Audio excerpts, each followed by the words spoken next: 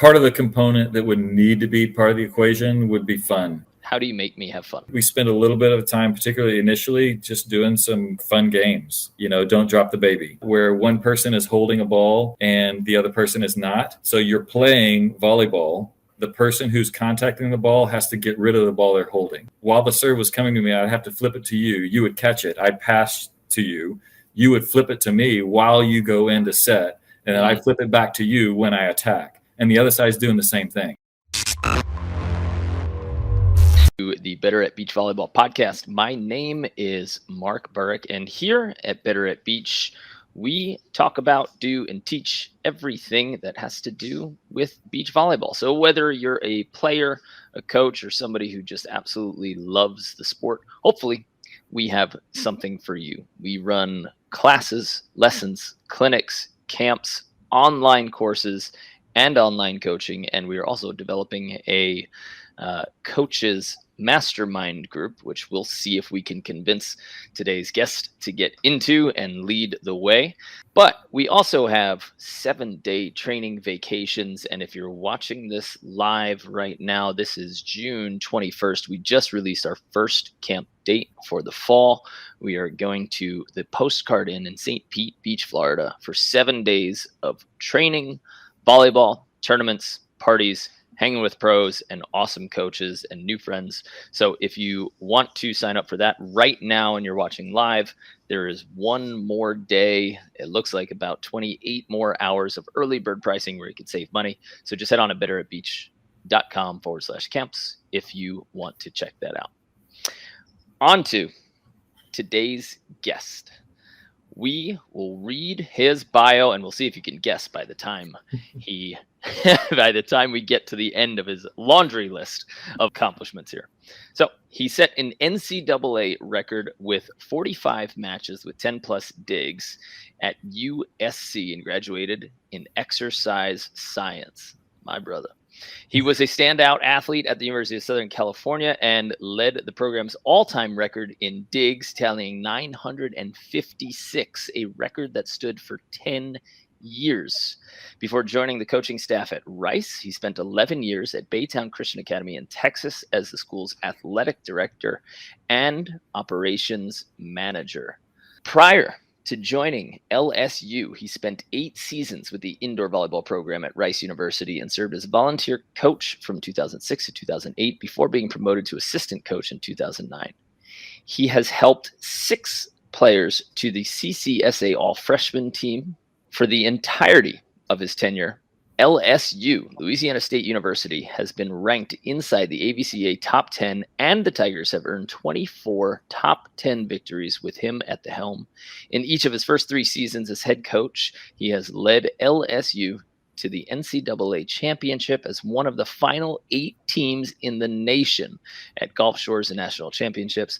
And by 2020, Brock, we got his name, had built the Louisiana State University beach volleyball program into a national powerhouse, and the Tigers carried a number 2 ranking into the season. And in his first 4 seasons as LSU's head beach volleyball coach, Russell Brock has led the Tigers into national prominence. So without further ado, Coach Brock, Russell, thank you so much for joining us and teaching us and sharing your wisdom. My pleasure. That's pretty impressive bio. I think I learned a few things myself. Well, you put it together. So there we go. Nice little pat on your own back there. Yeah. Love my defenders. So talk to me first about dig records at USC. Were you playing libero? Were you just a defensive specialist, or did you have the easy job of like an opposite or a setter just picking up everybody's tips? Yeah, so we got to go way back. This is a historical conversation because there were no liberos whenever I played. Mm-hmm. I genuinely think probably that would have been my calling.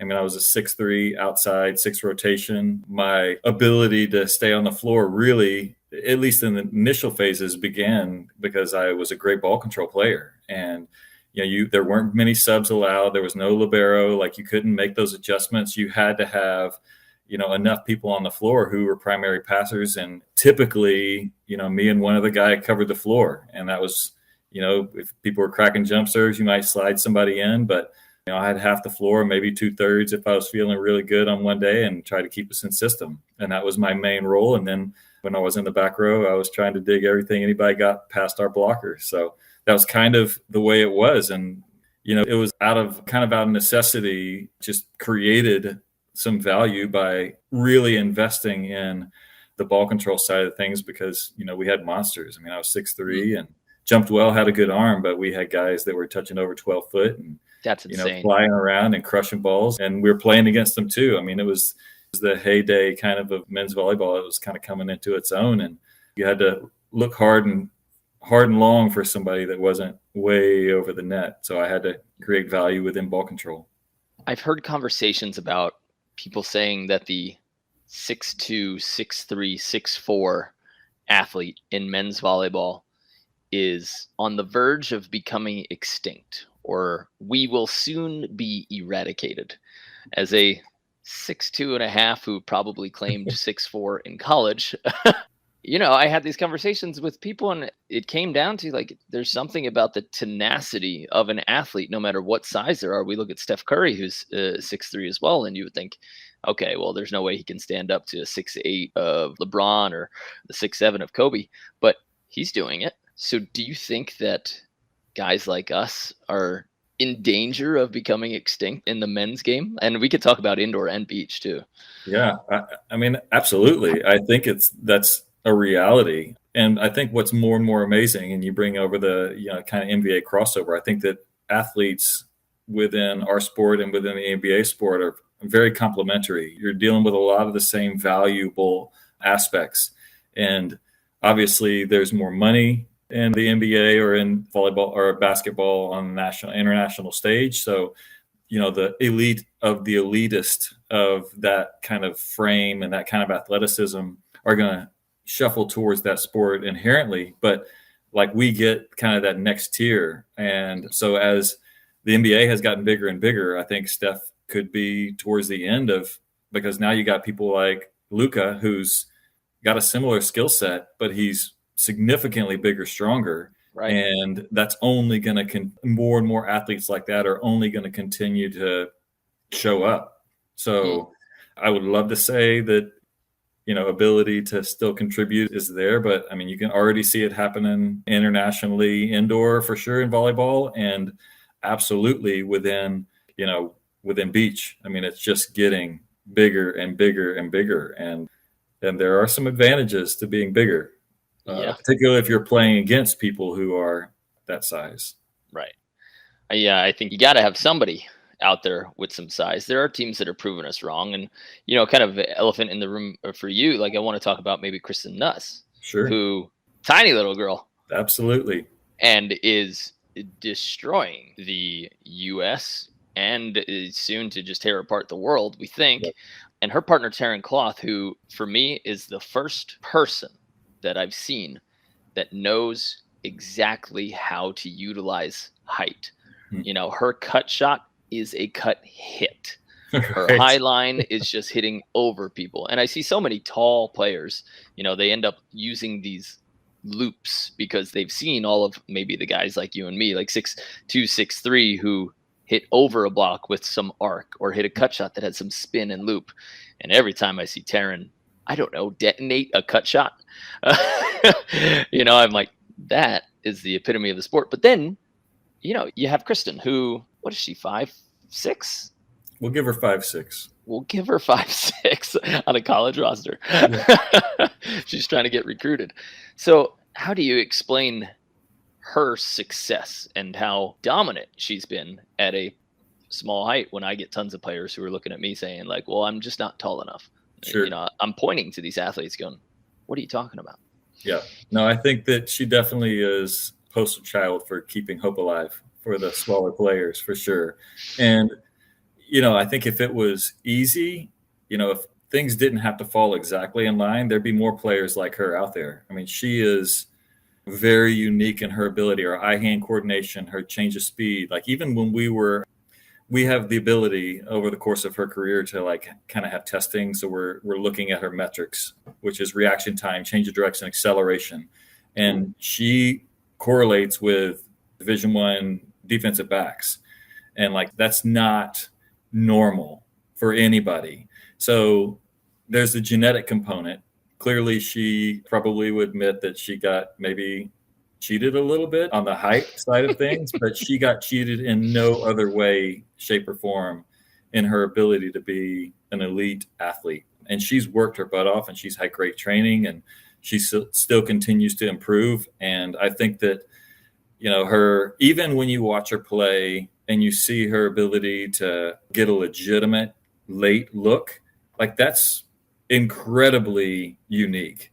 So it's not just like one or two things that allow her to overcome her height. It is a laundry list of things that make her super special. And that may be the most critical one, that she can really on takeoff get that last look and know where the defender is, know where the blocker is, and then to be able to have the eye hand, the training, the execution to execute the correct shot over and over and over and over. Like, that's what makes her super special. Do you think that she is still looking at the defense in her swing, or is that decision coming upon takeoff? For me, I think my decision, I've actually changed the way I do offense. I make a decision before the point starts, and then I have some on and off switches. And that leads me to be a little bit more consistent. Instead of waiting and looking, I like to be a little bit more proactive. Do you think that she's looking on takeoff, or is she still peripherally seeing things while in the air? Yeah. And I did. It was interesting. I listened to your Billy Allen podcast, and I remember you talking about like kind of limiting your decisions. I thought that was a great kind of line of conversation. I think that, and you'd have to ask her specifically, and I haven't talked to her really directly lately, but I think she keeps her options pretty wide open. And I think that a lot of the information she gets is at takeoff. And then I think that she has incredible peripheral so that she can make adjustments. Particularly, it's a little bit harder if you're looking at the second level, but the late block moves, she's going to see that. So if it's a late pull or if it's a late dive, I think that is, she can perceive that and she can make adjustments on that. So by second level, you mean the defense? Correct. The depth. Yeah. First layer being the blocker, second layer, the deeper level being that defender. Okay. So she's probably getting most of her information maybe from initially, and this is without talking to her and without, providing a scouting report for anybody. Sure. The potential to look at the defense early and then feel a blocker move late. And I think you can usually rely on the fact that defender will do opposite of the blocker. Right. Usually. Yeah. I think some smarter teams know that a double up a couple times a set is valuable. Yep. Particularly if you've unraveled where people are looking. Like if you know their initial information or their most valuable information is from a blocker or a defender, then you can use that to your advantage on a double up. And the double up can absolutely be good for, 2-3 points a set once you kind of determine what the biggest kind of contributor is to unraveling the defense. Do you think it's more important to look at the blocker or the defender?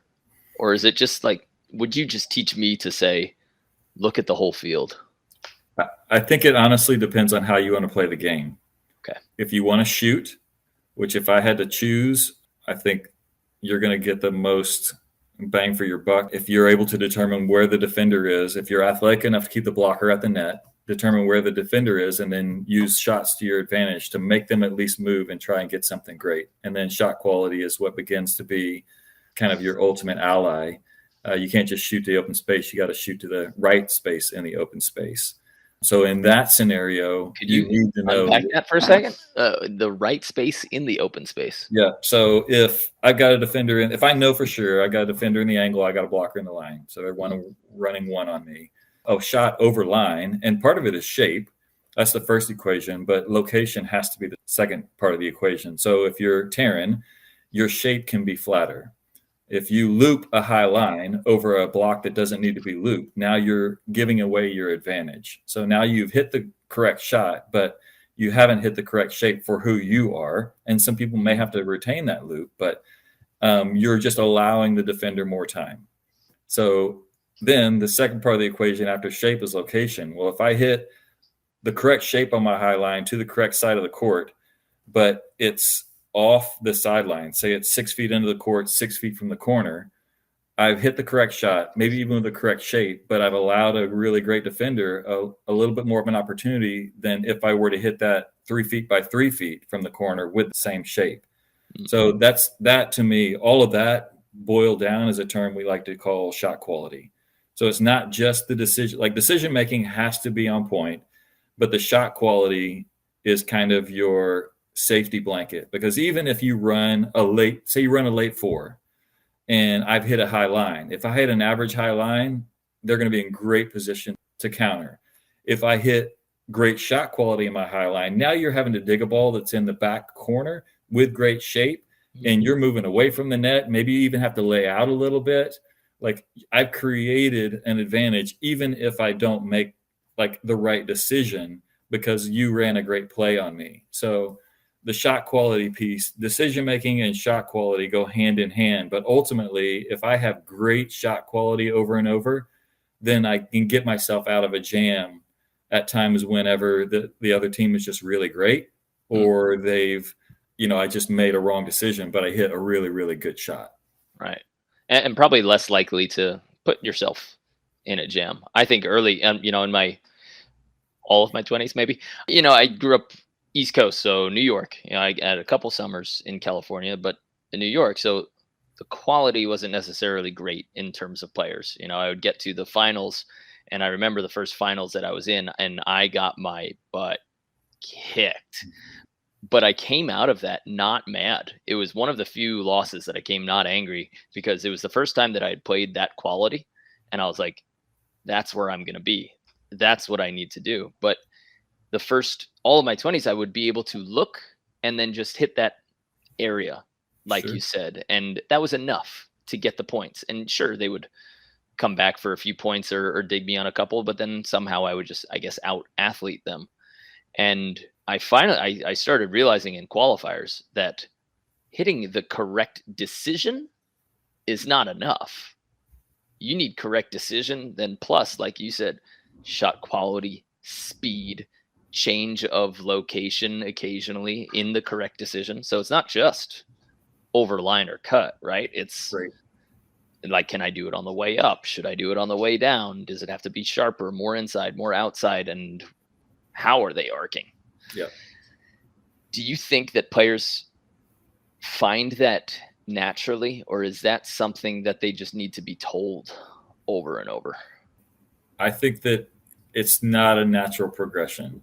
And part of the equation is, and we have this conversation with younger players like juniors all the time when you're doing clinics or camps, it's kind of the process you went through where you had your epiphany, is like what you're doing right now, just because it's successful, isn't like the end goal.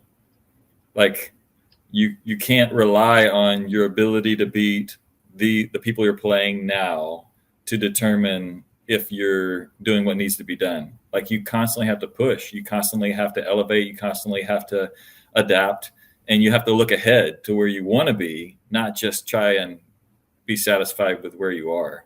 I think that people don't just come to that realization on your own. I think very often, particularly early on, because early on, if you're successful and everybody's giving you a trophy, everybody's patting you on the back, like you're all the accolades you can get, you're getting all the bids you can possibly get, and you're not really thinking about, like, okay, how can I be better? Like, what can I improve?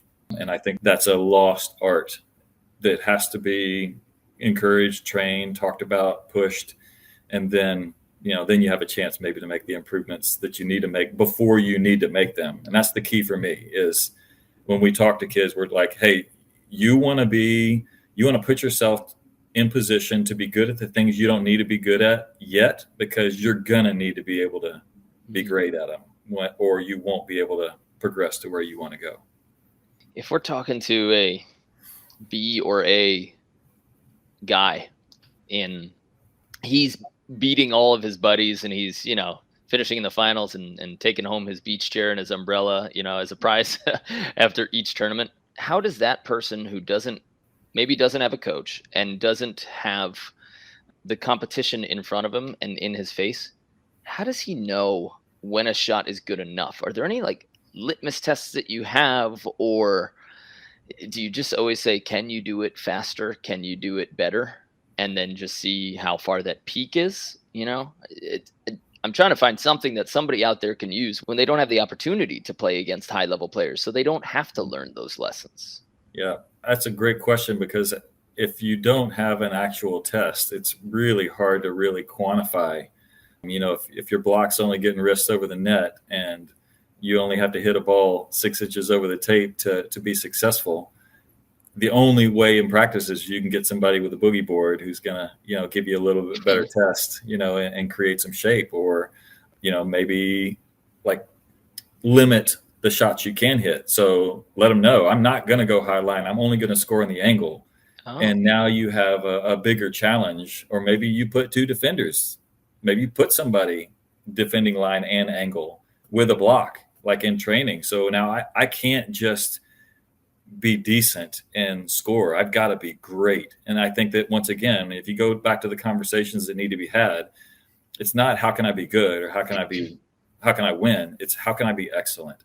That's the bar that at some point you got to decide, am I willing to work to be excellent? Because good enough is probably good enough in many cases. That guy in Illinois, he can get a whole slew of chairs and umbrellas. But if that's his goal, then he doesn't need to be excellent.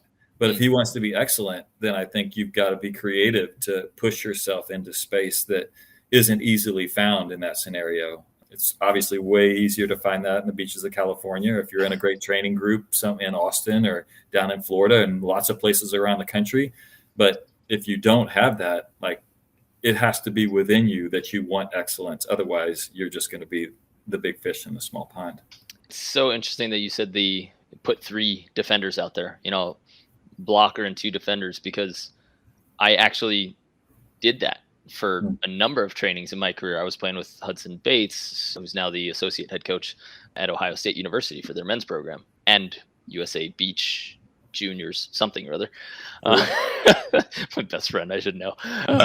But that was something that we had to do because, if you have 2 higher level athletes or some people who are trying to push themselves, but then everybody else is, let's say, indoor players, so they really have no idea what the hell they're doing on defense. Right. How do we create a smaller court or a necessity for a better shot? Yeah. And while it might seem unfair to put 3 defenders in, all right, well, now you're probably looking at, how would I approach the game if I just needed to hit every ball? And do I have that ability? I think that could be so valuable. Yep. But don't you think that ruins the decision process that a hitter would have to go through? Yeah, I don't think that can be your only training. Obviously, that's going to be, a test that's going to push you into a space where you understand the value of the quality of the shot that has to be made. And maybe you do understand, okay, like, what am I capable? If I have to pace balls, if there's no other option, like, how do I figure out how to get that outside hand? Or how do I figure out how to tool high, like all the tools maybe that indoor players are better at when they've got triple blocks in front of them? Like, can I carry that over to the beach side? Like, it's not maybe something you have to rely on, but at some point you're going to get in a situation, the nature of our sport, where there's going to be something you haven't seen before. There's going to be something that you've got to do differently than you're really comfortable doing. And the people that have the most tools in their tool belts, whether or not they use them every single day, every single match, they're going to have the best chance to be successful when those moments happen, where you face that 6'10" blocker for the very first time in your life. And this is different, as opposed to, what's normal. And I know what I can do in a normal situation, but have I done enough training that when something's abnormal, I can dig into my tool chest and find something that could be productive in the situation? You talk about running into a 6'10" guy.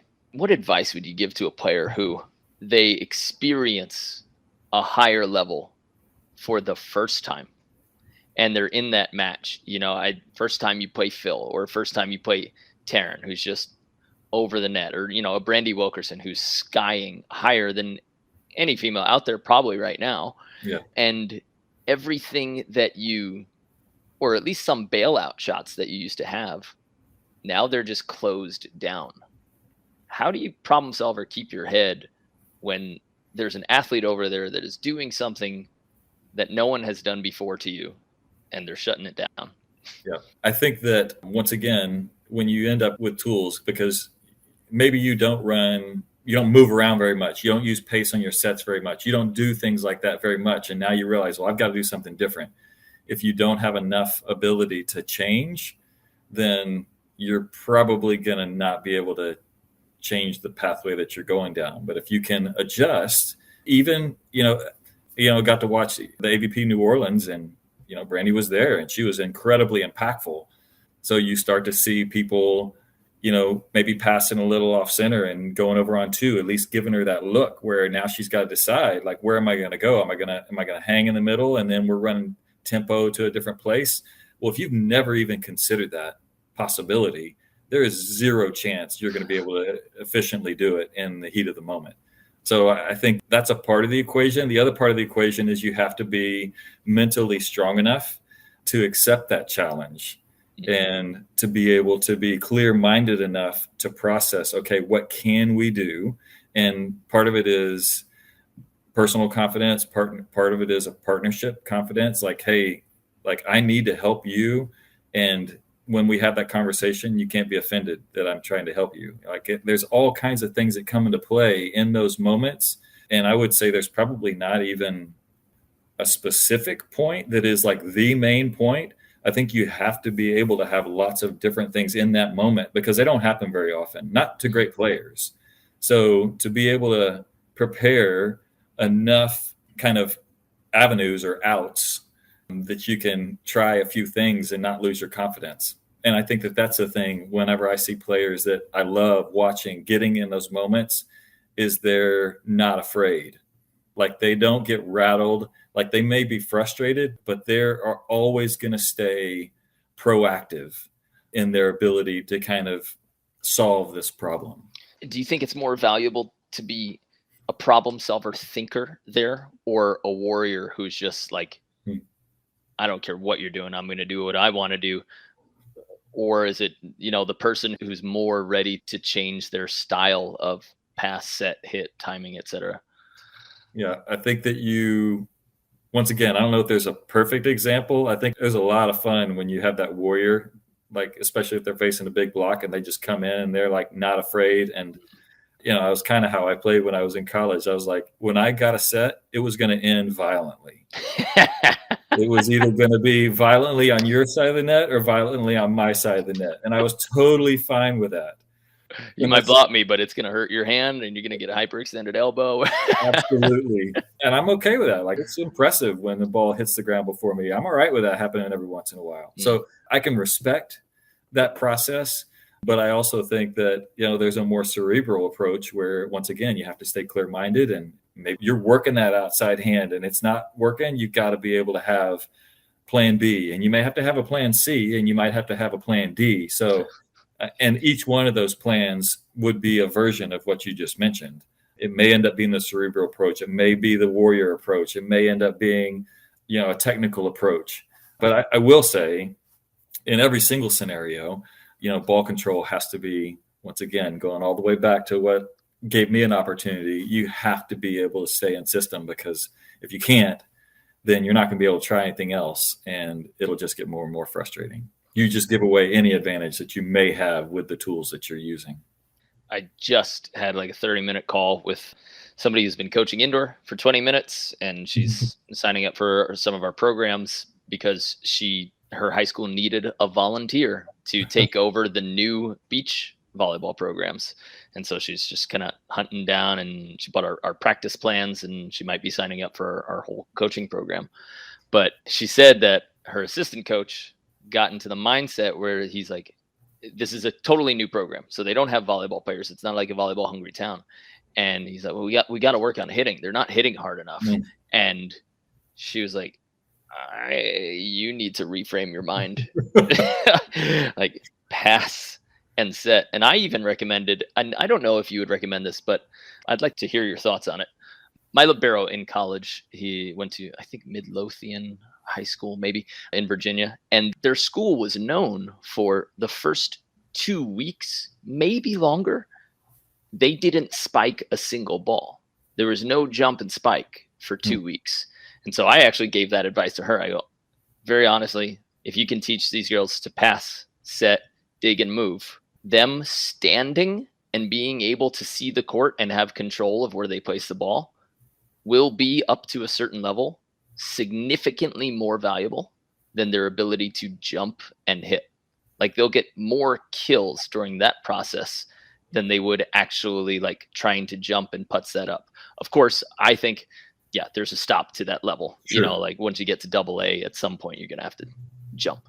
But would you give that advice to any high school or club coaches, or do you believe in the whole part of training where it's every drill should be pass, set, jump, and hit versus just pass and set consistently? Because pros spend so much time in triangle that it's like we're not really playing whole points. So long question, but do you have thoughts on that? Yeah, absolutely. And I would be definitely more in the vein of your philosophy and your suggestions, particularly with not as talented, like, because odds are if you're at a level that's not as talented or not as polished, you're probably playing against similar people more often than not, particularly in our sport where you can kind of tailor, you know, at the adult level or even at the junior level, you can tailor your competition to particular, like if you're playing open or you're playing levels. So it's not like you're going to be completely outclassed by the people you're across the net from.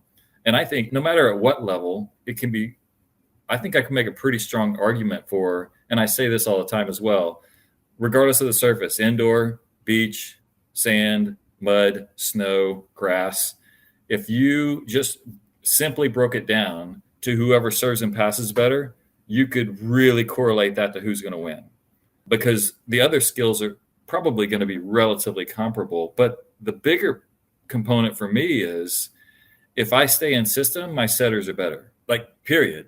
Like if I've got a great setter and an average setter, and the average setter is getting perfect passes and the great setter is getting shoveled all over the gym, I think my average setter can probably do just as good a job creating a hittable scenario than my great setter, who will probably be exhausted by the end of the day and may not be able to produce as good a result as far as a consistency of attack. So like spending, it kind of goes back, and I probably won't get it exactly right, but it is a fantastic little quote. And I'm not sure it's even properly attributed, but you know, the old Abraham Lincoln thing, if I'm going to chop down a tree, I'm going to spend the first 6 of my 8 hours sharpening my axe. Like, to me, the ball control is the axe sharpening. That's what makes every skill that we do, particularly on the offensive side, more achievable and with a higher rate of success. So it makes my hitters better. It makes my setters better. You know, it makes my communication better. It makes my conditioning better. Like, the better that I can control that first touch, then the better I'm going to be at whatever version of this game we're playing. Have you been able to quantify that as a programmer or as a coach to say, when we pass in X area, hitting percentage goes up or down? Yeah, that would be an interesting study. I think part of the problem with our sport at the college level particularly is there's so much data that's collected. It's really hard to compile it. And even if you can compile it, then it's all different players playing against different people. So if you got one pair and you're getting every touch they've got, and there's some consistency to the interpretation, it's way more effective. I haven't ever seen that kind of correlation done, but we have, you know, I think this is the whole NCAA compliance thing. I think college programs in general have targets that they're shooting for, and the targets that they're shooting for from a side out percentage, first ball kill percentage, pass percentage, you know, are going to put them in a zone where they feel like, okay, if we can meet these parameters, then we're going to be in a great position to be successful in the win-loss category, because we have enough data to know, like, these are some pretty solid, you know, points that we're going to try and be successful with. Yeah. But if we could do that, I think that it would show what we're talking about. Like, you could really find direct correlations between the passing statistics versus, and then what kind of the correlation to the success rate on wins, losses, side outs, immediate kills, all of those things. For sure. I mean, we have those stats we've had them for a long time for indoor, right? Absolutely. We know that front middle, you can pretty much live and die by that front middle pass, and that's where your percentages go up. And I think it was Reed Pretty who, when he started making his shift to the beach, he was like, there's so many stats, there's so much personnel in indoor, and we have these numbers that we can achieve, and they just don't exist. This was 6 years ago, maybe 6 years ago. And he's like, but why don't they exist in beach? And so he started hiring a team literally to try to quantify, take all of these stats, quantify, and say like, okay, where do we have to pass? Where's the best side out overall? Where's the best side out for us? And then I ended up getting to work with Jordan Chang, who is now Kelly Clay's husband and coach and USA super coach. He loves stats. Yeah. Loves paying attention to them, and was able to show me that I was hitting literally 20% less in transition. And that was like, ouch. And they were all just coming from blocks and hitting errors. Sure. So I made a new rule for myself: no blocks, no hitting errors in transition. So if the ball's in the back half of the court, all right, I'm going to choose very safe areas and like immediately pad my my stats. Yeah. Yeah. And I think an understanding, I think part of the issue is at the college level, because you can't necessarily get all the stats you need. It's having players understand how the stats work so that they know what an error does to themselves. They know what an ace does. If they get aced, what it does to their ability to be successful. So even if you can't like necessarily give them stacks of data that are what you were able to see, that were able to influence your decision making, if you understand that when I dig a ball, my job is to not error. Like, I want to kill the ball, but I can't error. Like, that can't be a part of the equation. I've done all the hard work. My partner's doing hard work to get me in position, and I can't let them off the hook. Worst case scenario, they've got to get a dig. They've got to transition. They've got to come right back at me, because when I give away that point, then like I'm killing myself, basically, is the bottom line. And even without a hitting percentage, even without knowing that 20%, if you understand the value and how it works, then you have a much better chance of not never erroring, because you want to stay aggressive, but right. Yeah. You don't want to speak to yourself in negatives, right? Yeah. You don't. I dug it. Just don't error. Just don't error. Yeah. And you don't need, like, the things that are crazy is like, I sprawl and get a dig. My partner lays out and gets a dig, and I'm running to bump it over, and I try and hit a bump cut that's going to score against a team that's like just don't, and you hit it in the net.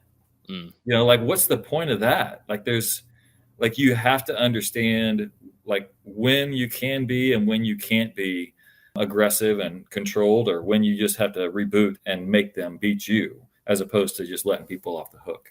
I think that's such a good point that most people, I'd say, just completely miss. They go for kills when they're in very uncomfortable situations, or they'll go for a crazy spot when the other team is super comfortable waiting for them. I think one of my pet peeves as a coach when I see other people playing is when people, especially on a men's net, I'll say like I might be a little bit more forgiving with it on a women's net, but on a men's net, when people will bump it over or try to hit a cut shot or a short shot when they're really off balance and in trouble. And yeah, it might pay off, but if that other team has any form of ball control, or even if they don't, now they have a small pass and an easy set. You can argue that they can't get back behind half court. Maybe it'll ruin their approach. But if they're balanced, and even if they have medium ball control, you've given them a chance to have easier ball control, as opposed to my magic button is that deep middle. Yeah. Like, chuck it deep middle. Anytime you're in trouble, let them fight over it first, let them freeze in the middle, and then they have to scramble and maybe rush to the set a little bit more. Well, and if nothing else, it gives you an opportunity to get back in the court and get balanced, to give a great defensive look. And these days, and even more, like if you have decent ball control, you're not going to see a set. The ball's going to go up on one and it's coming over on two. So now you've jammed yourself up even more in trying to be in position to defend. And it just makes your life even more challenging. That's another deeper thought. That's that next level. Like, great coaches like yourself you see 3 steps down the road. So I talked about maybe a good pass and a good set. That's 2 steps down the road. You're saying, but where are we going to be on defense by the time their team has recovered from that? Now we're still in scramble mode, just attempting to get back to position. Yeah. And yeah, your defense is then significantly worse. Right. Hey, what was the transition like going from indoor to coaching beach? How did you end up becoming a beach head coach when you were an indoor head coach for a long time? Yeah, it's a pretty fun story. So kind of goes back, kind of the backstory is all the way back to USC. So when I was at USC, my setter was Steve Loswick. And when I was working at Rice and we were out recruiting all the time, I'd always try and get back together. I got married before my senior year of college. And yeah, so Congrats. I redshirted. Yeah, it was great. It was a great deal. I redshirted, so I had a 5th year, and we were having trouble. My wife and I, or my girlfriend at the time, she went to a nearby school, and I was having trouble finding a roommate. Steve and I we had kind of some good options, but we needed another person, and so I got engaged over Christmas, and we were looking at the following summer. But in the course of us trying to unravel this roommate situation, we just decided to get married that summer, and so she could live with us. So we got married a year early. So my 5th year, we lived in an apartment with my setter, Steve. And so it was a really fun arrangement. That's cool. So that's the yeah, I mean, you get married, you save on rent. It's brilliant. Absolutely.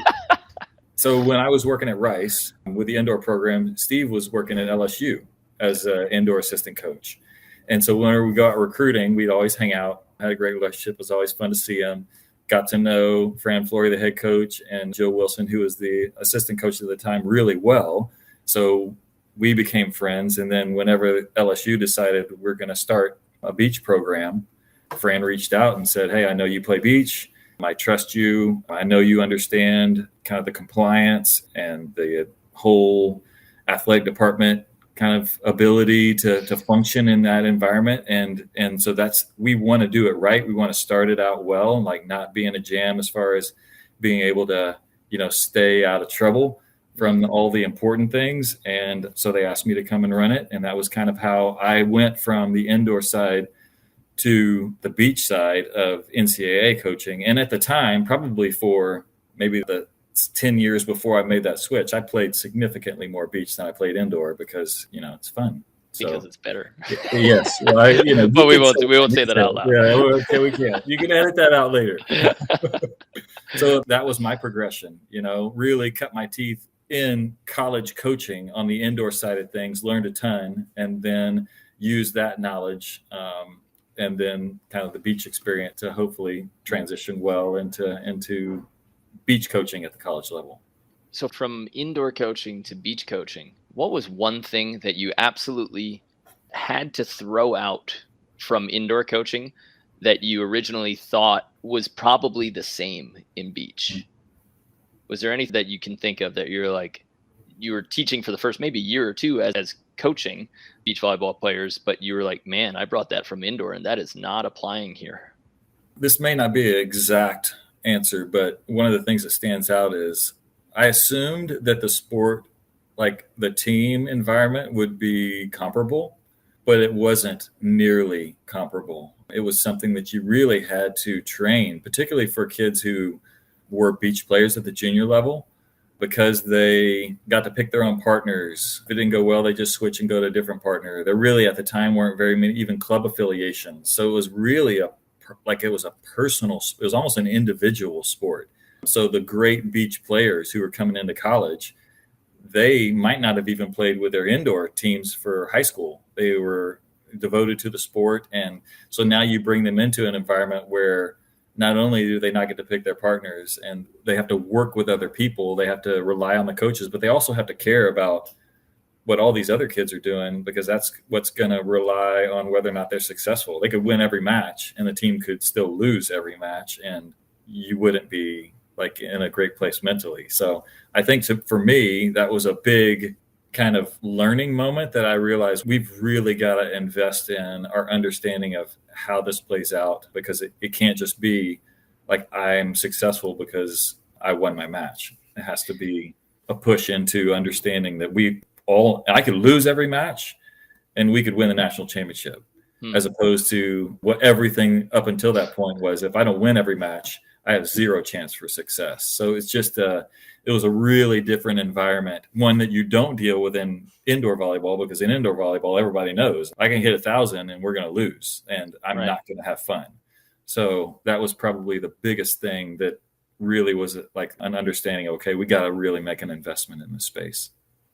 For this same conversation that I had today, I think you're kind of brushing alongside of all of the questions that she gave to me. And, all I can do is regurgitate pretty much what I hear from successful club directors and college coaches, because I don't have the club system. I haven't coached club. I stay away from parents and bosses as much as I can. Understandable. I respect that. So for the high school coach out there who is now, she's got a wake up call, right? And she's like, yeah, he's right. How do I then promote a culture where people support each other but still compete? And her specific problem was she's worrying a year in advance how she's going to select partners. So do you have any specific tips for creating that culture, or just maybe a warning or a common mistake that you see club coaches are making that you just wish, man, you should have handled this with them before they got to me? Yeah, I think that that's an unavoidable challenge of the sport, particularly if you're coaching at the high school or college level. It may be controversial, but I think that for me, that's one of the hardest days of the year in our whole season is when you set the initial lineup, because you work so hard to create a great culture and have this team that bonds well and like you say, competes against each other, but roots for each other. Yeah. But in the back of their mind, they all want to be in the lineup. They all want to play a pivotal role. And so you're trying to build within them an understanding of their value as people, as part of the team, what they can bring to the table, how they are important. And as day comes closer and closer, it becomes clearly evident that it's going to be a struggle for a lot of them to retain that understanding that their value isn't in the lineup, the value, because that's not what the world tells them.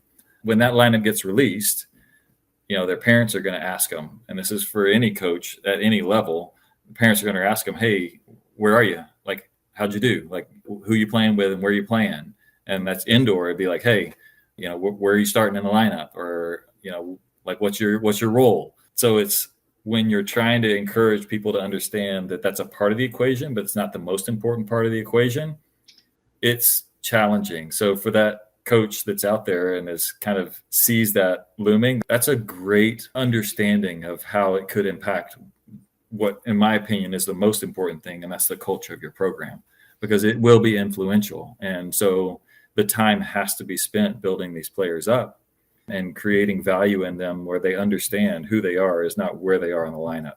Because if you don't intentionally invest in that conversation, then it'll immediately go there as soon as you release it. And it's hard to get out from under it. It makes it really difficult. But it is not, you can't avoid it. Like, it's going to be there. So how can we be most intentional about creating the value outside of it so that when that does come, we survive it? And typically in my experience, it's the relationships within the team. The more that they've bonded, the more that they care about each other, the more that they support each other, the more they've gone to battle with each other as opposed to against each other, then they have the ability to respect where they are and to still hope for greatness from individuals and from the team while still productively fighting to kind of break in and get those opportunities in a playing perspective. If you had to form a team and team A is a 9 out of 10 skill and a 7 out of 10 chemistry, and then vice versa. So 9 out of 10 chemistry, but a 7 out of 10 skill. Which one is your 1 team and which one is your 2 team?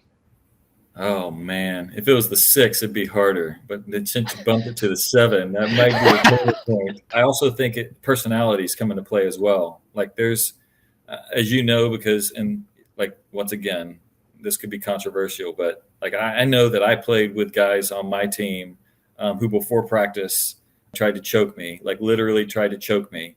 But I could go to battle with him and it would not be an issue. Like on the court, absolutely zero. Like, I hope he's the best and he hopes I'm the best. And we're going to celebrate, give each other a high five. And maybe even afterwards, we could still have a little bit of beef. But when we're playing, it is zero issue. I Definitely don't been think there. that's the case necessarily for a lot of girls who play the sport. So I think, once again, it could be controversial to make that statement, but I do And a lot, think we're talking in giant generals, right? Like, correct. Absolutely. yeah. Huge generals.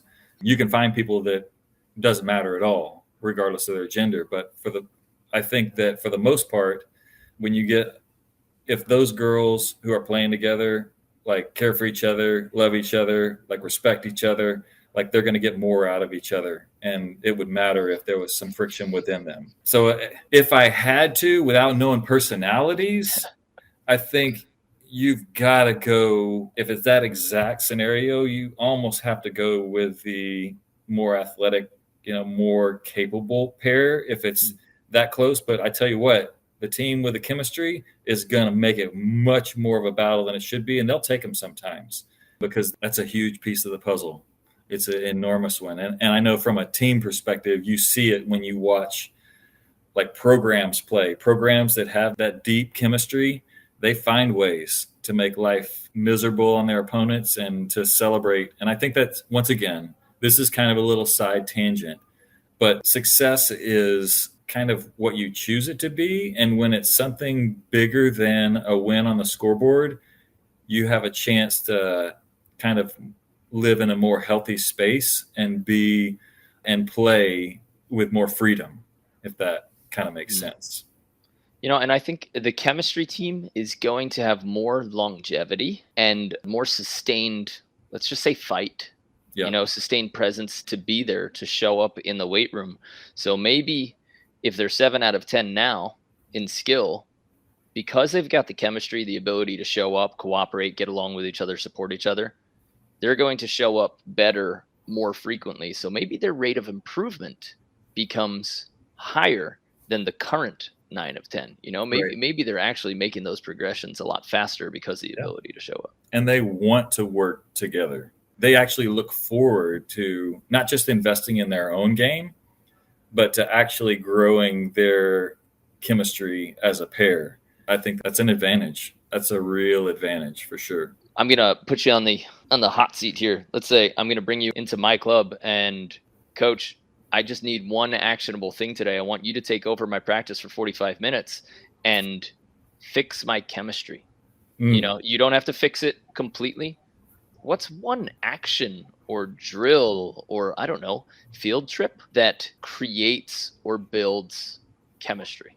I think part of the component that would need to be part of the equation would be fun. I think that we play a sport, and the sport is a game at a more organized level. And if you aren't having fun while you're doing it, it's really hard to be who you need to be, like to have the mind, the mentality. If it's work and you're grinding all the time, I think some people can embrace that, but way more across the board, there's going to be the ability to make progress if you are having fun. And so in this 45 minutes, how do you make me have fun? I think we spend a little bit of time, once again, depending upon the level, we spend a little bit of time, particularly initially, just doing some like fun games, like with the sport, obviously, like we might do, Don't Drop the Baby, where you play it kind of in a Queens format where one person is holding a ball and the other person is not. And so you're playing volleyball, like normal volleyball, but the person who's contacting the ball has to get rid of the ball they're holding.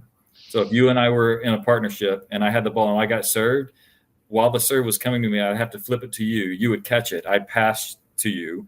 You would flip it to me while you go into set. And then I'd flip it back to you when I attack. And the other side's doing the same thing. Do you have to use 3 touches? If you want to maximize the challenge and the enjoyment or the kind of the comic relief from the coaching side of things, then you absolutely make them use all 3 touches. But if they get into kind of like a competitive environment, then they can, because part of it's brain work.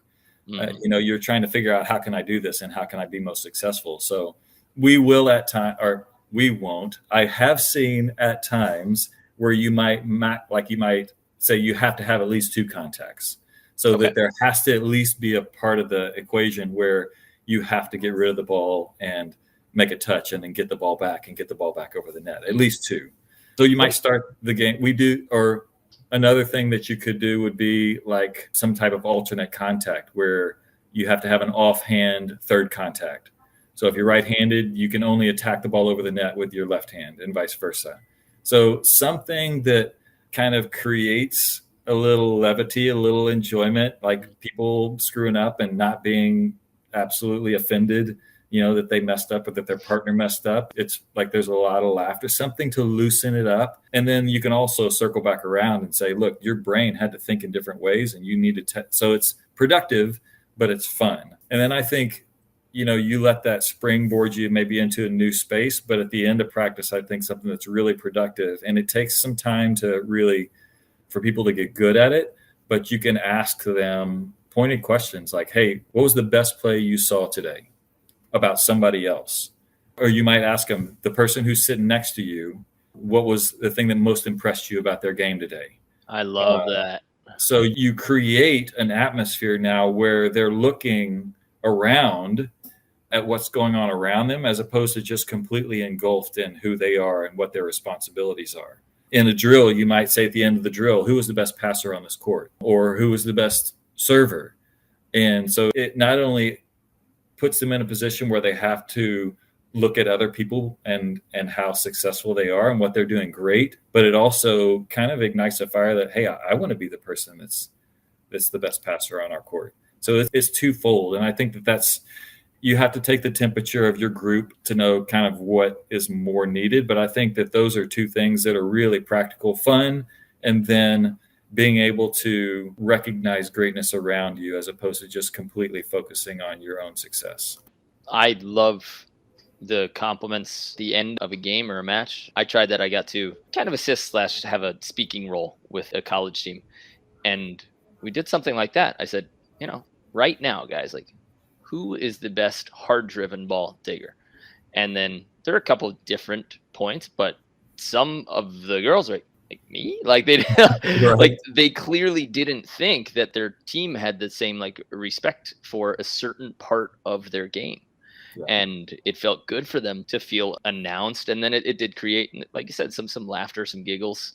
And then I also had them all scout each other. I said, who on your team has the best cut shot? Yeah. And, they picked somebody who wasn't even in the top 5 teams. And she was like, oh, what? They're like, yeah, it's nasty. So it was fun. And it's fun because I think I took this from, not that I've ever been in an acting class, but I've watched a TV series where the guy was in an acting class. And they basically ask the class to categorize you in terms of a character. They say, without knowing them, with like the little speech that you've known, what types of character should she or he play? And what I loved about that was your outward projection, how other people see you. 99.9% of people never ask that. I know people who are like, I'm a great setter. My setting's perfect. And my immediate response to that is always like mentally, how many people have told you that? Right. Like, where is this either confidence coming from? I'm glad that you're confident, but is it to the point where you're not willing to work on this because you think it's so perfect? And who told you? You need to be told that. So I think I like that kind of acting progression where you get to see what people think is a threat in you or what people think, that they could pick on. And because people stay inside themselves so much, they'll usually never develop that unless they have that really uncomfortable conversation and they ask. I went through a process one time where I emailed, I think 7 or 8 of my old partners. And I just wanted to, I said, what was the worst part about playing with me? Just like, give me like one detailed thing. I don't want you to pull any punches, and trust me, like, I know it wasn't easy. So just tell me. And the funny part is I got a lot of information from that to fix myself. Not one of them asked me the same question back. So even if you open that sort of discomfort, vulnerability, that doesn't mean that it's automatically going to come back, and maybe they will down the road. Maybe it's not important to them. Yeah. But I think it's definitely important to get, like you said, an outward view and to create a situation where people can have the opportunity to compliment you on something or speak to your game so that we stop listening so hard to the inner voice that might be saying wrong stuff, because that's not how other people actually see it. Yeah, that's a huge fight at the next level, is kind of silencing the voice that is hypercritical, particularly when you're talking about groups of, high performing, elite, super successful. Like, it can get really counterproductive really quick if you just leave people alone to their own thoughts. They need the outside voices, and, sports psych is a huge battlefront. I mean, it's probably one of the most important spaces that we're operating in right now at the college level. And obviously at the professional level, you're going to deal with the same thing. So anytime you can create vulnerability, and truth and open conversation, like, you're going to have a chance to kind of head some of those challenges off maybe before you would otherwise if you just kind of leave people to their own thought process. I want to circle back to indoor to beach. And you said that the number one thing you had to work on was chemistry. Was there anything technical? So because I'd say most of our listeners currently are not part of college programs and don't have the hope of being in one. But what skill from indoor or concept from indoor do you think that people make the mistake of bringing to beach too much? I would say probably the whole offensive mindset. I think because there really is only one option if you're playing indoor, and that's to bring the pain. And if you're really, really good at that, then you can be really successful at the indoor game. You don't need to be able to have a lot of variance. Like, you have to be able to have range. That's important. But as far as shape is a non-existent concept offensively indoor. Tempo off your hand there's a slight variance, but once again, you don't need, like, if you can only hit the ball 100 miles an hour, you won't need to do anything else. Like, you could literally go through life and until your shoulder falls off, that's what you could do. Yeah. So I think that would be like the creativity offensively, like for indoor players transitioning, like until they start to understand how to create shape off their hand, how to create, like, change their arm speed, like all the things that you need to do to be able to create a huge variety of offensive attacks. And then that doesn't even get into pokey versus open hand tip and all of those things where you start to kind of get, but I think that's probably the biggest challenge, is like to kind of deprogram the offensive side of things, where I know, like, I'm just going to come in, I'm going to blow something up. And that's not always the right decision. And if you can't, it becomes even more problematic when you can't, like, create the shots that are necessary for our game. Even if you're a great swinger, you're going to face big blocks. You're going to face really talented defenders. And if you have a very limited arsenal, you're not going to win. I mean, it's just not possible unless you're way bigger than the people on the other side of the net, which doesn't happen most of the time. So I think that that's probably the thing that takes a little convincing, and it takes time. Like, it really takes time for people that don't have any background in the beach game. Sure. It's interesting because sometimes my advice runs counter to that. And it's funny when you post as many things as we post, and people don't look at the body of work. It's like, listen, I can make a post and send it out to 50,000 people, and it might be talking to one athlete who had one little problem, and this is how we fixed it. Meanwhile, on the same court, 3 minutes later, I talked to another athlete and told her to do the exact opposite to bring them, like, both from their ends of the spectrum into the middle. But when we talk about indoor to beach, a lot of times I'm telling people, like, hey, don't try to be too beachy. Yeah. If you had a great swing and a great approach, all right, fix your approach and fix your timing and whatever you have to do to get your sand legs. But I see so many bangers, and, we were talking about, like, Taryn Cloth, who has a hit cut shot, and you come out here and you're 6'7", and now all of a sudden you're, like, hitting these loopy cut shots and arcing high lines. I think a lot about Robbie Page, who's 7'1", and his cut shot had upward trajectory. Meanwhile, Right. he's contacting, his hand is above the top of the antenna. And so he Yeah. sent it higher than the top of the Yeah. antenna. And I was like, you're imagining the beach game from the standpoint of looking at all of the 6'2", 6'3" guys. And that's who Yeah. you modeled yourself after. Yeah. So I think some people try to come to the beach and they get too beachy. Yeah. And they forget, like, hey, you're a strong, powerful, jumpy, hard-hitting athlete. Yeah. Maybe utilize some of that. Yeah, no, I completely agree with that. And once again, it depends on the athlete you're dealing with. If it's somebody like that, then obviously you want them to explore the angles now that they can create. You want them to explore the way that they can use it, because you only got one blocker and you only got one defender. So now let's figure out where that pace is most appropriately applied, as opposed to, just going high seam every time. Because once again, you have to have creativity, or we're going to figure out what you do and we're going to defend it. Even if you're enormous, we're going to be able to adjust our game to it. And this is just kind of because I know she'll appreciate it. Taryn's last name is Cloth. So she will be delighted if if I get her name right once. Right. Got it. All right, Taryn Cloth. You guys heard it. That's right. It's all right. People have been saying my name wrong for 36 years now. Yes. There are some tougher ones out there. Yeah. Okay, so from indoor to beach, what is one thing that people need to carry with them that they should be bringing? Like me saying, like, hey, be an athlete or bring what you have. Yeah. What is one thing that you didn't think would apply to the beach that, after a few years, like, oh, we should just do that like we do it in indoor? Yeah.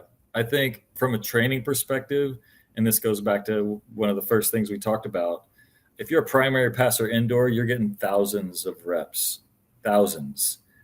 Everybody on the beach is a primary passer, and yet we rarely even begin to approach just purely serve receive technical touches to that volume. And it's more important. I think generally. Okay. Yeah. I'm going to say, like, that's my everyday.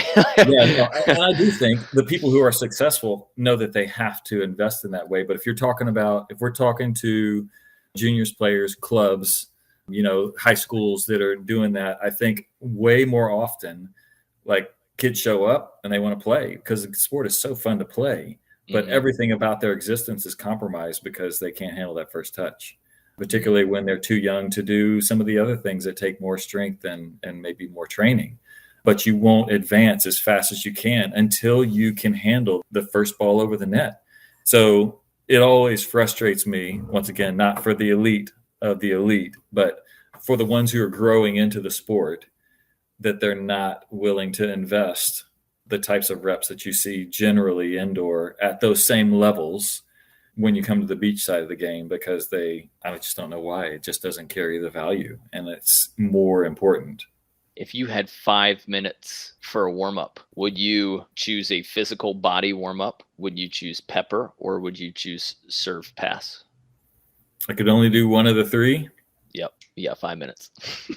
I would probably do the serve pass because it gives you the most facets of real game, like, experience. So you can still get your first touch. You obviously still get setting. You still get attacking. You have a net in play. You get a feel even for the conditions that you're going to be competing in, which you may not really get a full understanding of, how the sand's going to react or how the wind on this particular day is going to react if you're in a more confined space or you're not doing full movements, or you're not doing volleyball movements. So because of those, I think all are valuable. I would hope that we'd have time to do all three.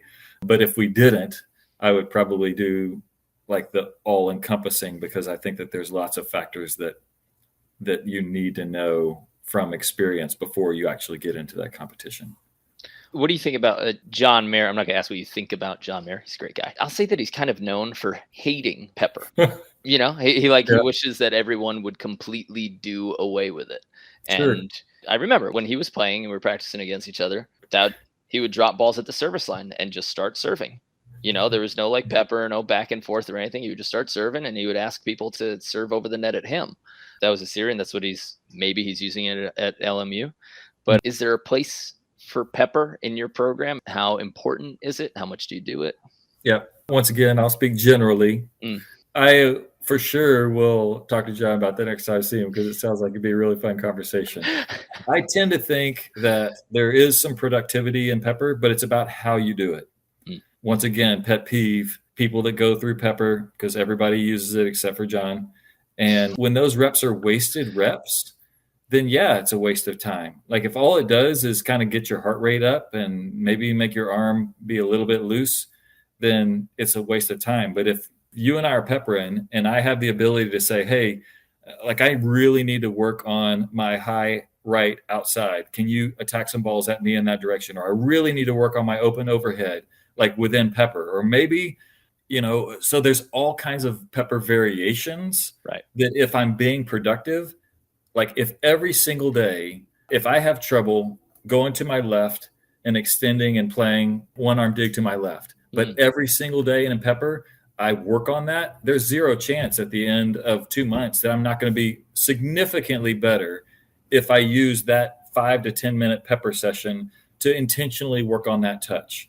And you can pick and choose, and it can knock stuff off your list that, yeah, it's not real world, like in game touches, but there's zero chance I'm not going to be better at that specific skill. I think, and you could go down the list of things that you can start to influence. Like if I really want to work on getting my late look, a practical way to do it is look down before I attack and pepper and get back to the ball and see if I can get my hand on it, see if I can control it, have my partner show me a number after they set me with their hand so that I have to look at it and call it and then make a contact. Like I think if you use it productively, pepper is a fantastic tool. Not the best tool. I don't think you should only pepper, but like you can legitimately get better. It's great for posture work. It's great for technique. I think if you do it right, it can be challenging physically. If you do it right, it's got to be the most important. Like you have to be intentional and you have to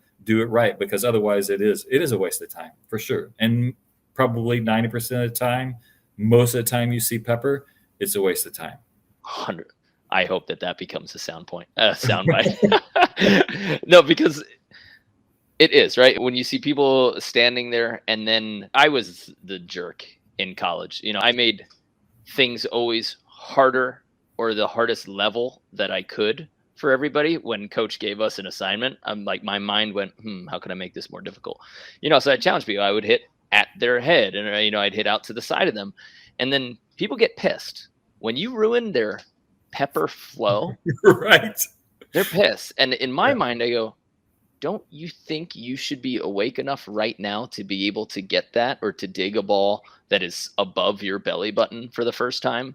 Like, you're not going to ask the other team to hit on you, but they're like, no, I'm just warming up. I go, don't you think this is an important part of warming up? Like adding a little bit of range. I'm not going crazy here. I'm not punting a ball 100 yards and telling you to sprint after it. I'm just saying, can you drop a knee while we're peppering? And can you handle a ball at your shoulder? There has to be an agreement with that, but I 100% agree with you. 90, I'll bump that up. 99% of the time I see people peppering, it's a waste. Yeah. When you're just sleep, you could do it unconsciously. You don't sweat. You're not out of breath.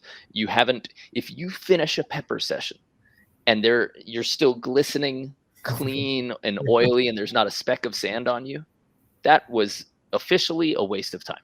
Absolutely. That's my take on it. I completely agree. Like you should need a break after you pepper. Yes. If you do it well. Yes, absolutely. Do you have any absolute favorite drills that you love to use, or you think just very important for a juniors coach, a club director, that should be a staple? Yeah, I think I like to change drills a lot. So you're one of those. You don't get in a rut. There's obviously kind of variations that you would do. I tend to lean towards kind of full spectrum drills so that you can work on lots of different things. There'll be a focus, but then you'll also be able to, because in a team setting, and this is at any level, you have to program to the overall team need. So what that means is you got 20 players, 18 of them need work on this. The 2 that don't need work on that as much, they need work on something else more specifically, they have to be able to engage in that drill in a way that they can still be productive. They can still get better. They can still address some of the things. So the more skills you have within a drill, the more likely you are in a group setting to give people opportunities to continue to grow their game while you're working on a specific focus. So one of the drills that I really enjoy doing, and it's within the past, 6 months or so that we've been, one of the things I think is really valuable and probably less understood than it needs to be is within the sport of beach volleyball, particularly as you grow and you get into the sport, being able to create the shot that you need to hit as opposed to hitting the shot that the play leads you into. So if I'm a great cut shot when the ball is inside and tight, then I hit my cut shot when the ball is inside and tight, as opposed to when the ball is off and out. Now I'm terrible at hitting a cut shot, and I won't do it because the set didn't lead me into that play. Okay, that limits your ability to be successful because it gives the defense a huge advantage because they know whenever the set happens, you're probably going to go to your comfort shot and you'll do it really well, but it takes some offensive pieces off the table. So when we try and create, I like to try and create drills where you have to initiate with a certain shot and it's off serve receive, it's in real time, and you can't hit another shot. And it might not be practical, but you've got to figure out how to get it to that spot to start the drill. So it might be a drill overall like we would do if I had some group that I happen to be coaching, and we might do a drill that would be like a queens based, but the initial contact might be a high line, but the blocker is going to block line and the defensive team's going to run a 4. Okay. So the defender will run a 4, the blocker is going to block line, and I have to pass set and hit a high line regardless of how the play unfolds. I love those drills. Yeah. So now the grand scheme of things is the person who's in serve receive is working on creating a good high line over a big block. Right. That's the focus of the drill. But now I got defensive player that's transitioning, hopefully a great high line ball, and having to transition out of it. I've got a blocker that's having to transition set. Those are huge 2 key components of being great on defense. I'm taking away the decision-making process. Like, I know those things are really important. Sure. But there's all kinds of ways. So I've got a blocker who maybe hits great high lines, but now I'm getting them to max jump and shot block and transition set over and over. So even if they snap high lines over the block with ease, within that drill, they're still having to focus and find ways to improve. Even from the serving aspect, we're initiating with a real serve. I can work on my short serve. I can work on my line serve. I can work on the deep loop serve. So we're always trying to push and create these drills anytime I'm in any setting with any group we've got, to create drills that are multifaceted with a focus, but also giving as many people opportunities to work on as many things as possible. So it's got to be more important to be engaged than when I'm getting the rep in the drill that it's supposed to be working on some particular thing. Every piece of the puzzle has to be valuable. And when you're in a group setting, like inevitably you have people out of the drill, but you don't want them to be out of the drill mentally and physically until they absolutely are in the serve receive spot.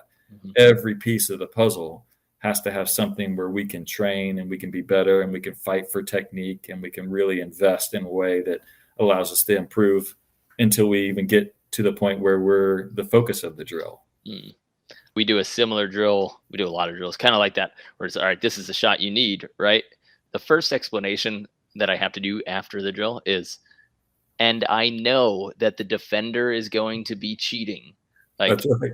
You guys are not going for a kill here. You're going for the best version of your high line. And I'm telling you now, it's going to get dug. So don't tell anybody not to get cheat. Like, you're not going to get a reward from a great high line.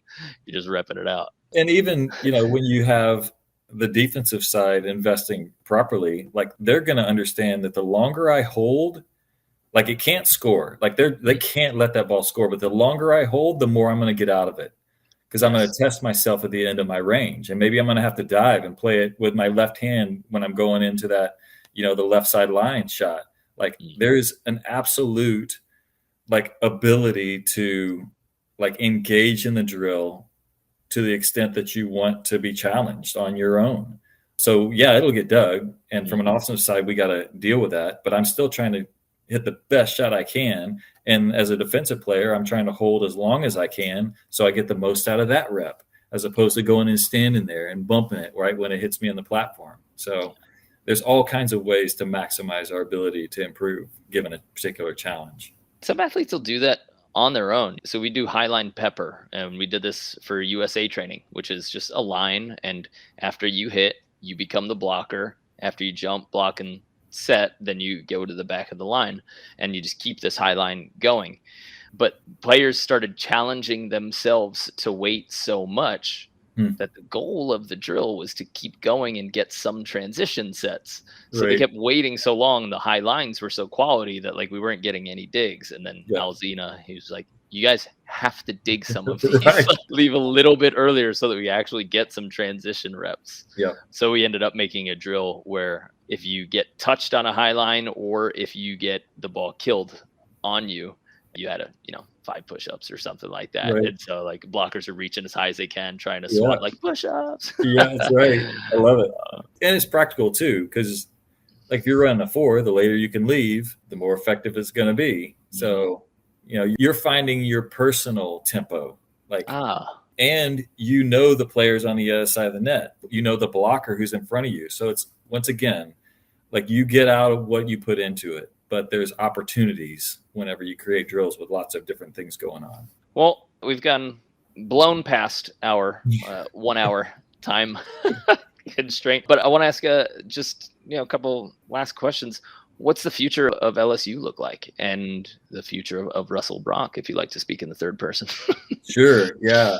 I think that, once again, in speaking in generalities, I think if you're in a sport and you're at one of the better programs in the country, like your job is really to keep ticking off things that haven't been done yet. And every year, there's that opportunity, and there are still some pretty big opportunities that are out there for us that we want to keep fighting for. So that's the kind of general as a program that I think is probably as legal as I can be as far as trying to accomplish things we haven't accomplished yet. Okay. Personally, for me, when every season ends, the question is, what can I do better?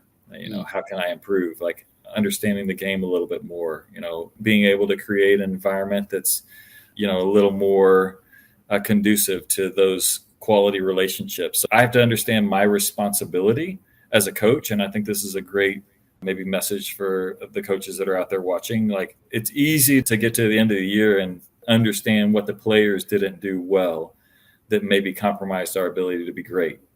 It's a lot more productive for me to get to the end of the year as a coach and say, what's within my control that limited our ability to be great, and to be able to have those tough internal conversations and be honest and figure out, okay, like I either need to know more, I need to be able to train more, I need to relate better, what are the things that can then help me help our players be more successful? Do you have any go-to books that you either recently read or you refer back to, or podcasts or any programs or mentors that you lean on when you're looking? Because, you're at the top of the game, like NCAA beach volleyball, that's top of the food chain. Yeah. So where does somebody like you go for advice, help, open learning that we preach in our athletes? Yeah, I think that probably I would be maybe hypocritical to not say my first go-to, and basically what I kind of base my life around, is going to be the Bible. I think that you got to experience Katie a little bit, and I love having her around. She sharpens me in great ways. But I think that when you're talking about relationship, you're talking about culture, you're talking about leadership, you're talking about being a servant in all the positive ways. That's the very best template for all those things. So that's going to be where I'm going to resonate most and really rely on to kind of help problem solve and to some degree and in the most important ways.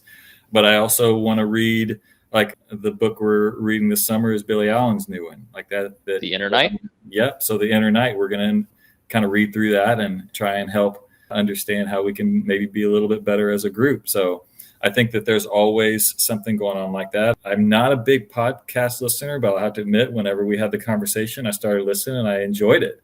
So I'm going to continue to do that. I think one of the things recently that's been great for me is, and you've mentioned it a few times, is just getting involved with USA Beach and on the coaching side of things. I mean, getting to be around those coaches and to have conversations about volleyball, to have conversations about drills, to have conversations about technique.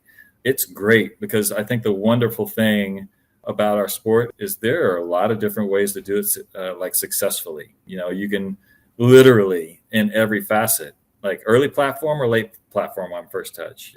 You know what? Right. that's like Decision making. Am I going to keep my mind open offensively, or am I going to those. limit my choices? Like you could be on either end of the spectrum and be talking to people who are elite at what they do and incredibly successful, and they could literally tell you the exact opposite way to do the exact same skill. So I love that about our sport. I think it's a lot of fun to be involved in those conversations, and it's sometimes you got to pinch yourself. You know, when you're sitting at the table and you're trying to develop a game plan and you end up just talking about, well, how do you run a three? And well, how do you run a three? And just the nuance within the sport is great. So I think that that's probably for me, because I've only recently kind of started getting into that. It's been about the last year and a half where I've started kind of doing some USA stuff. And that has been invigorating mentally and just from a learning perspective to really, and also I will say, you know, having some of our players, our recent grads, start to have some serious success internationally and domestically, just watching a lot more of, because they're doing what we, you know, have tried to do to see it at the next level is fun because you see it in a different way on a different platform. And that's been really productive just to kind of continue to dig into what we do and how we do it. Have those players come back and told you anything that you're like, I remember when one of our players went to train with the U.S. national team, and when he came back, our coach asked him, hey, what are they teaching you that you can bring back to us? Yep. Have you had any conversation with those from your former players that turned out to be really useful? Yeah. Yeah. Unfortunately, Tony Rodriguez tweaked her knee, and so she's been back in town and she's working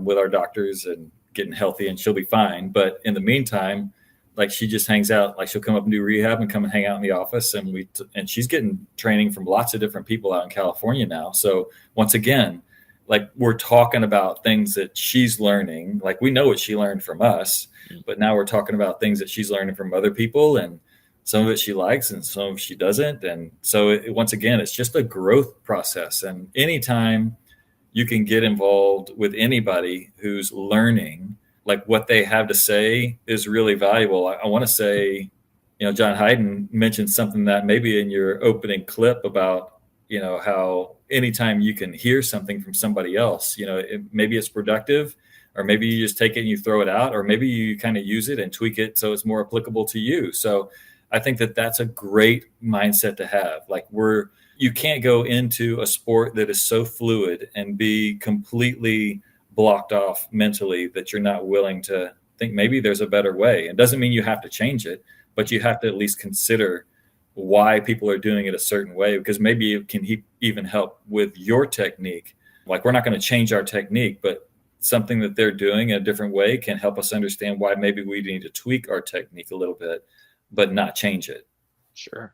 Yeah. Or just hearing the way somebody defines that technique or an explanation of that, and then reapplying it like, well, I'm not going to do that, but if I take a little slice of that, maybe I can change the way I contact the ball. And it's strange when somebody else's path, when you can see it, it changes your path. You don't necessarily have to walk, you know, the same path that they did, but when you hear about it and you listen to the things that they've learned, you're like, huh, maybe I could take a glance at that too, without necessarily going down that same way. And honestly, we'd be foolish not to use other people's experiences, because the more collective experience that you understand, then the better you're going to be at, you know, decision making and processing, because there's just more information.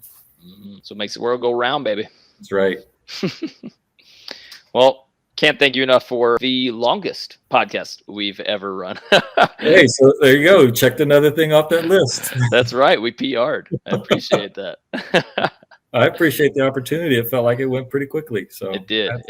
And definitely, you know, way more to explore. but I don't know how many people have 2-hour drives to volleyball tournaments. Right. But we edited it down for the published version. So. Yeah. Is there any place that anybody should reach out to you, specific social media or an email, or just anything that you want them to pay attention to? Any new projects or anything like that? Yeah, I got enough going on with what we've got going on, so I don't really, invest too heavily in other areas. I mean, my social media, I think all of them are Russ LSU. I can't remember. Yeah, we got it in the show notes. Yeah, so they can put it in the show notes.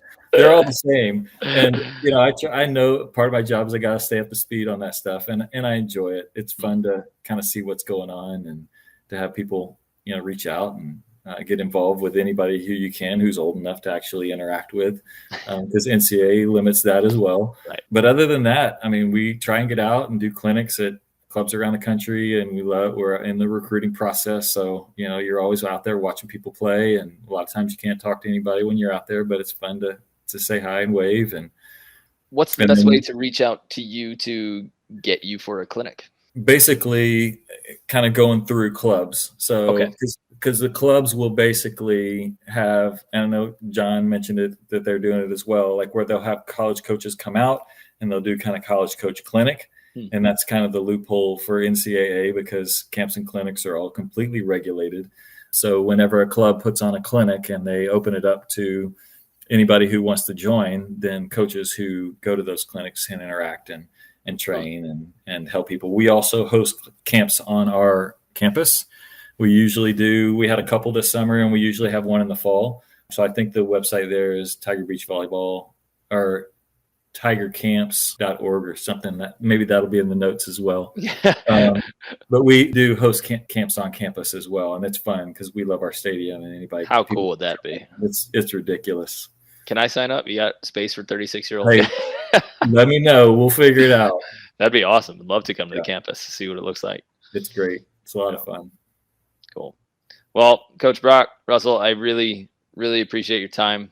Thanks for your knowledge and for sharing it with all of us. And yeah, I'd love to have you on again, talk to you, and then see you on the road. And heck yeah, maybe visit LSU, have a gander. Definitely. Let me know. I would absolutely, anytime you run out of people to chat with, just give me a buzz and we can catch up again. Sounds good to me. You're going to regret you said that. All right. You have a great day. I'll do my closing notes now, but you're off the hook. Thank you so much. Hey, you're welcome. Thank you. All right. Have a good one. Guys, what a seriously awesome talk. I hope you enjoyed it as much as I did. Things I got out of it. Creating culture. Active people talk about culture so much, things that we can do, how can we do it, why it's important.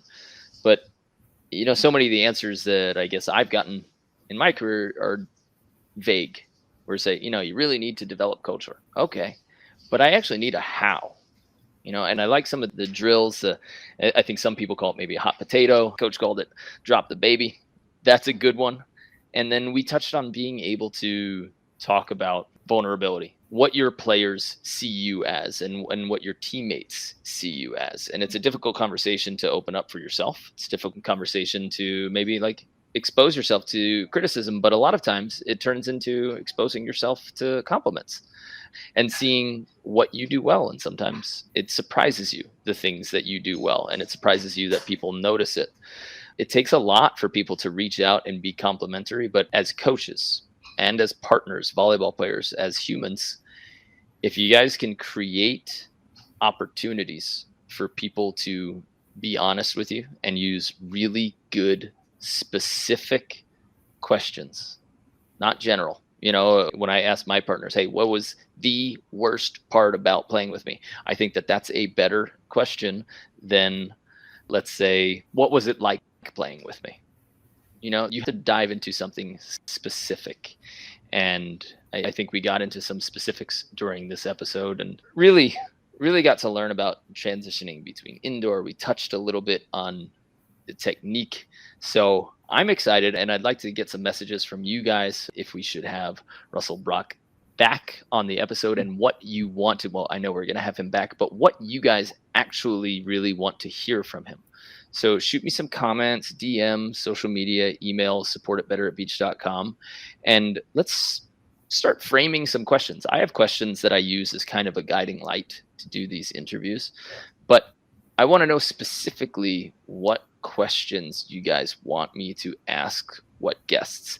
And maybe I can start sharing with you a list of my upcoming guests so that you guys know who we're talking to, so you can ask them more. There is a good place for pepper and there is a bad place for pepper.